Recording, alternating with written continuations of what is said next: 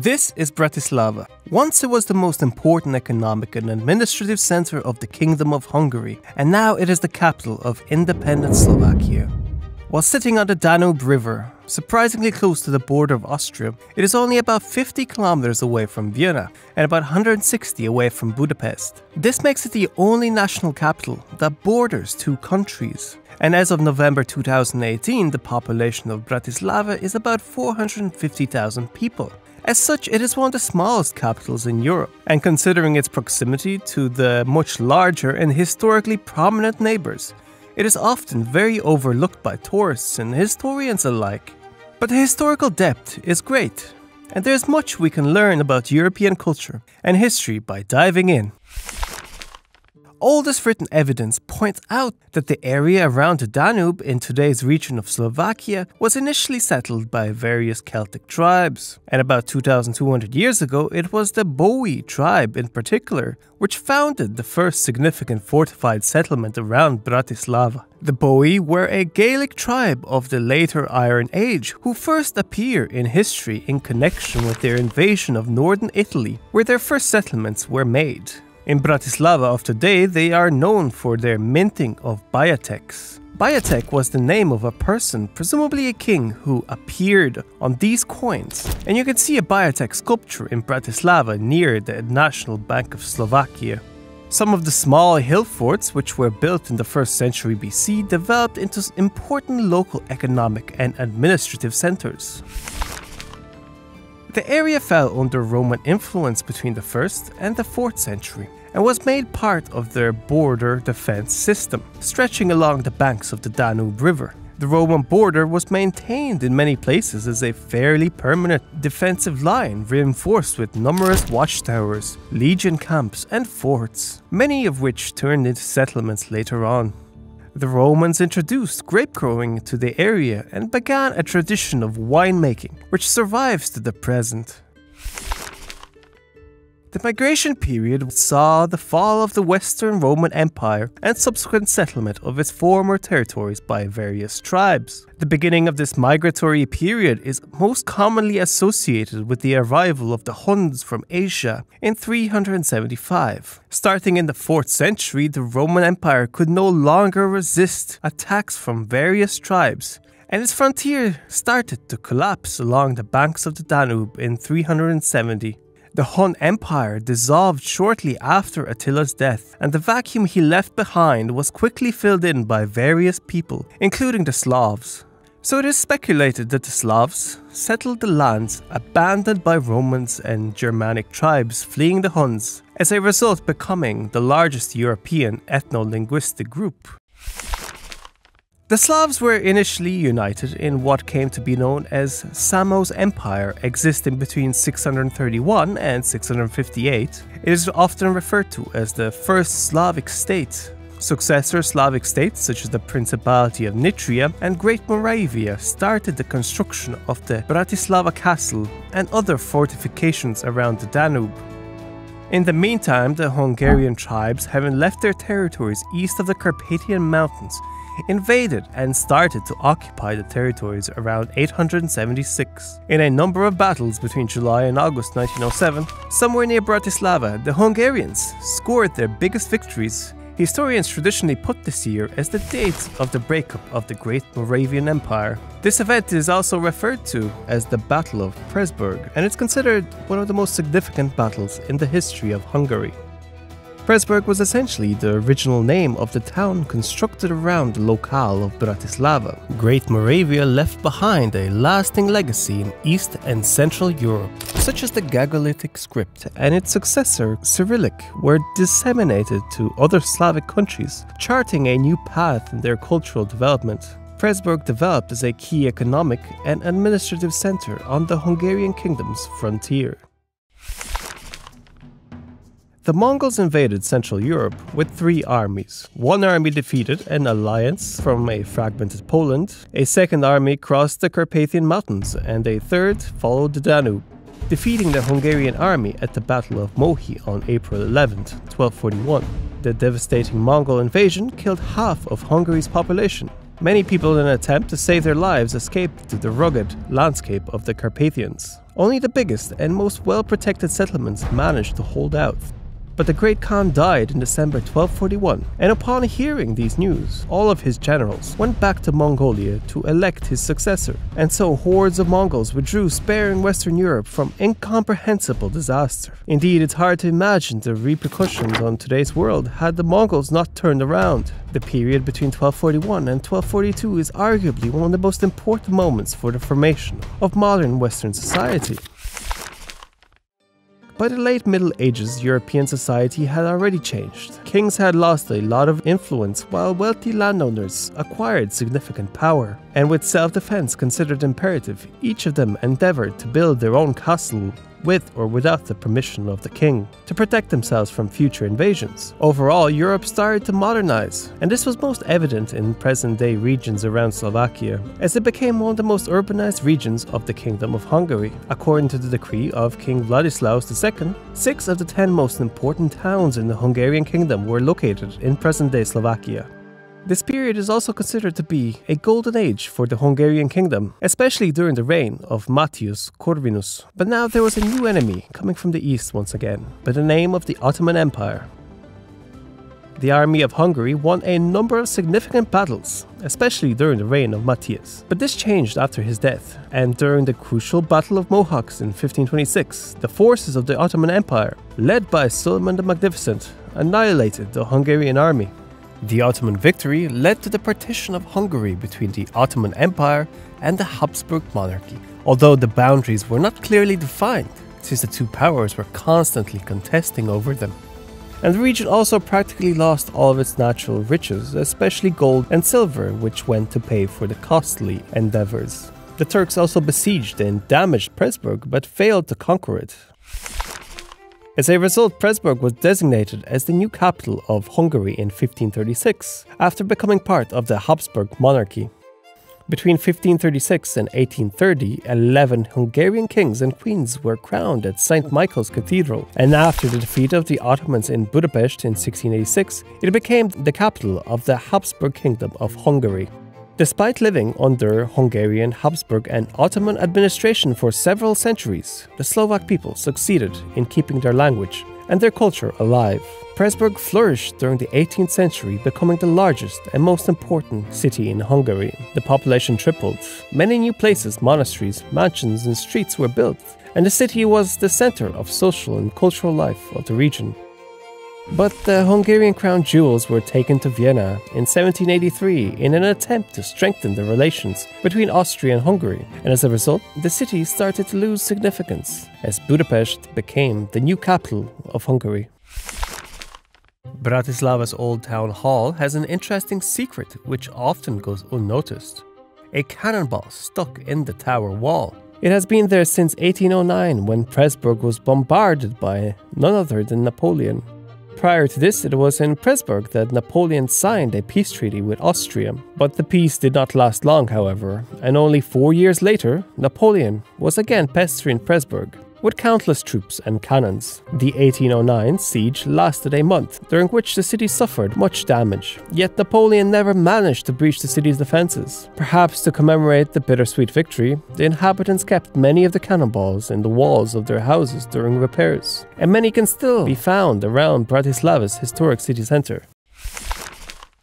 During the 18th century, the Slovak national movement emerged, with the aim of fostering a sense of national identity amongst Slovak people. This coincided with the codification of the first Slovak language standard in 1780s, and later in 1847, which after several reforms remained standard Slovak of today. But at the beginning of the 20th century, growing democratization of political and social life threatened to overwhelm the monarchy. The call for universal suffrage, as in the right for any adult to be a voting citizen, became the main rallying cry. Slovaks saw in the trends towards representative democracy a possibility of easing ethnic oppression and a breakthrough into renewed political activity. Slovaks also allied themselves with the Czechs and provided mutual support and opposition to Hungarian rule. After the outbreak of the Great War, the Slovak cause formed firmer shape in resistance and in determination to leave the dual monarchy. Before 1914, Pressburg had a population that was 42% German, 41% Hungarian, and just 15% Slovak. But the first post-war census showed a shift, declaring the city's ethnic composition as 36% German, 33% Slovak, and 29% Hungarian. This may have reflected a changing self-identification rather than an exchange of people. Many probably just didn't want to be German anymore. After World War I and upon the formation of Czechoslovakia on October 28, 1918, Pressburg was incorporated into the new state. The dominant Hungarian and German population tried to prevent annexation of the city to Czechoslovakia and declared it a free city. However, the Czech-Slovak Legion occupied the city on January 1, 1919 and made it part of Czechoslovakia, on reasons of its economic importance for the new country. As you imagine, this created quite a lot of tensions, especially as Pressburg became the main seat of Slovakia's political organizations. On March 27, 1919, the name Bratislava was officially adopted for the first time, perhaps to honor the early medieval Czech leader, Bratislav I, and to promote the glory of Slavs and Slovaks.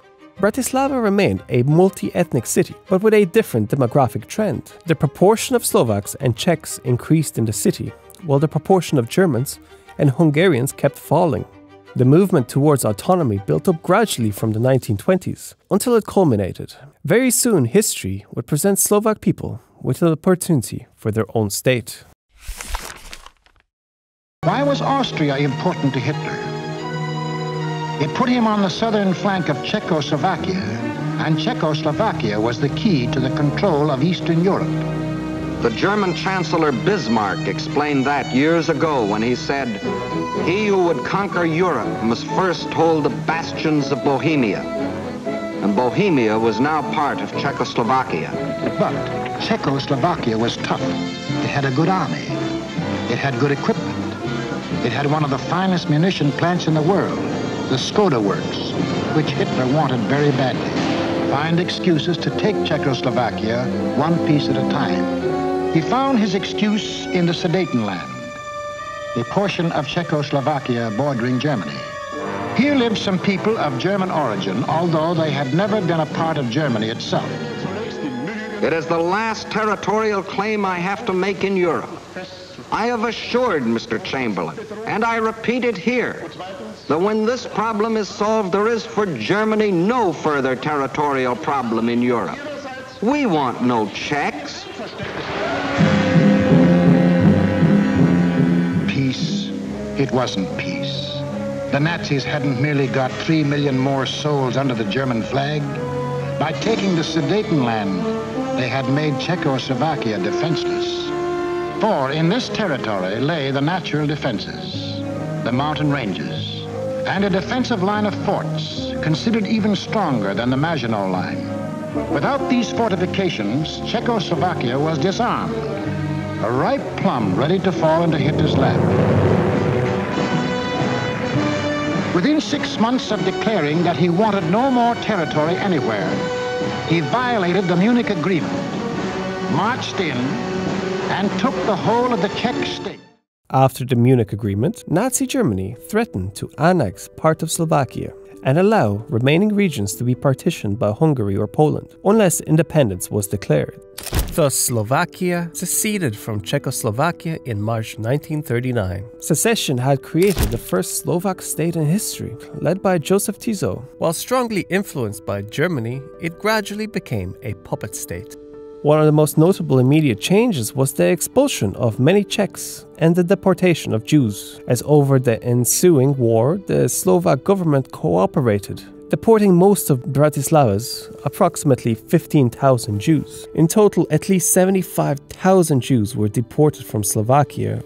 The Slovak Republic went through the early years of the war in relative peace, but as an Axis ally, it took part in the wars against Poland and the Soviet Union. However, with the tide of the war shifting, they changed their allegiance. And on 29th of August 1944, 60,000 Slovak troops, 18,000 partisans organized by various underground groups, and Czech-Slovak government in exile rose up against the Nazis. The insurrection later became known as the Slovak National Uprising. As a result, guerrilla warfare continued up until the end of the war, and although ultimately quelled by the German forces, the uprising was an important historical reference point. It allowed the Slovak people to end the war as a nation which had contributed to the Allied victory, rather than being perceived as one of the true Axis powers.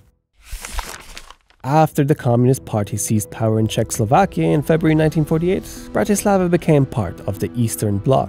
Joseph Tiso was executed in 1947 for collaboration with the Nazis. Most of Bratislava's ethnic Germans were evacuated by German authorities. A few returned after the war, but were expelled nonetheless. More than 80,000 Hungarians and 32,000 Germans were forced to leave Slovakia. And so, since the 1950s, the Slovaks have been the dominant ethnicity, making up around 90% of the city's population. In 1969, Czechoslovakia became a federation of the Czech Socialist Republic and the Slovak Socialist Republic. Both were puppet states of the Soviet Union, but they were not part of the Soviet Union and remained independent to some degree. Borders with the West were protected by the Iron Curtain. Because of this, about 600 people, men, women and children, were killed on the Czech-Slovak border between Austria and West Germany. The Velvet Divorce was the unofficial name given to the separation of Czechoslovakia into Slovakia and the Czech Republic on January 1st, 1993. Earned because of the peaceful manner in which it was achieved. Czechoslovakia today became the latest of the countries of Eastern Europe, once held so tightly in the Soviet grip, to throw off its hardline communist yoke. Bowing to pressure from the growing pro-democracy demonstrations throughout the country, Communist Party boss Miloš Jakeš and all the other members of the Czech Communist Politburo resigned. It was victory. Slovakia has nevertheless remained a close partner with the Czech Republic. The first president of the newly independent Slovakia, Michael Kovač, promised to make Slovakia the Switzerland of Eastern Europe. Slovakia became a member of NATO on 29 March 2004 and of the European Union on the 1st of May 2004. And in 2019, Zuzana Čaputová became Slovakia's first female president. The average monthly salary in Bratislava in 2020 was €1,709. This rate of income is very high when compared to other states that emerged from the Soviet breakup. Indeed, the country has been somewhat of an economic miracle, with its citizens being 70% as prosperous as average EU citizens. Its automobile construction know-how, a legacy of the Soviet era, is also highly praised. Even though it's trying to diversify, the Slovakian economy still rests mainly on its car and flat-screen television exports to the EU, something which is both its strength and its weakness. Bratislava, a little-known place, I hope is now a little more interesting to you. This is a map of Bratislava, which I designed specifically for this video. If you would like to see it on your wall, then check out geoperspective.org. And this is my Patreon map. Any long-term or generous sponsors who joins my Patreon or donates with cryptocurrency will be added to this map. Thank you so much, guys. I am very conscious of all support that I get, and it does motivate me to produce this type of long-form and in-depth content, which really takes a while.